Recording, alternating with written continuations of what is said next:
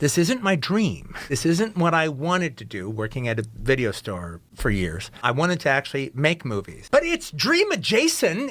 It's close to my dream. It's close to my dream. I get to watch movies all fucking day. I get to talk about movies all fucking day. I don't have to work at a pizza parlor. I'm not delivering pizzas. I'm not busting ass as a bartender. I'm not busting ass doing menial jobs. I mean, this is the kind of job I'd go to the store if I wasn't paid to go to the store. But for a couple of years, it did put me to sleep. Eventually got the fire back again. And it was a life-changing thing. It was a life-changing day. I would have a Quentin to Test Fest where I'd stay up all night long, and rather than give myself excuses, I would look at everything that I'm fucking up in my life or everything I'm not doing or whatever, and just not give myself any fucking excuses out. Just like nail it. And I would spend like all night laying out everything I'm doing that's wrong.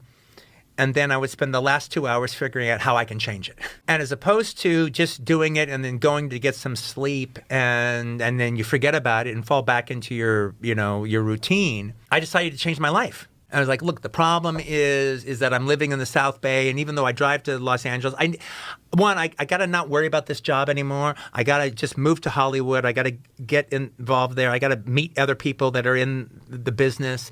And if I have to work manpower jobs, where you just work like 4 days at this place and 4 days at that place, well, then that's fine. And by the way, I shouldn't be making money until I'm making money doing what I want to do.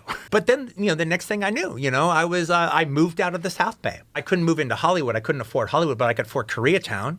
And that was close enough. Literally, the minute I kind of moved out there, I met a guy who wrote low-budget horror movies. And then through him, I met other guys that wrote low-budget horror movies, and this guy who directs a few low-budget horror, and this guy who produces a couple. You meet one person, and that introduces you to 3 other people. Now, all of a sudden, I actually knew people who were actually making movies. And the thing about it was like, also, well, if these guys can do it, I can do it. Because they weren't too special. Literally, it wasn't like everything changed, but like within a year and a half from moving out of the South Bay and moving into the Hollywood area, within a year and a half, I was finally able to make a living as a writer. Getting like a $7,000 for this rewrite on this script over here.